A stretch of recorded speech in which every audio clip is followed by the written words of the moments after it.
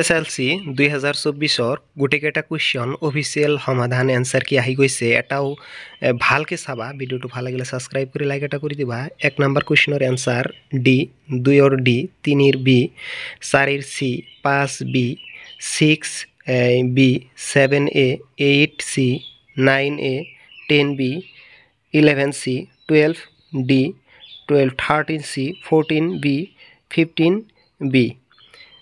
ইফালে আমি চাম 16 বি 17 ডি 18 ডি 19 সি 20 সি 21 ডি 22 সি 23 সি 24 সি 25 বি 27 বি 28 26 বি 27 বি 28 সি 29 সি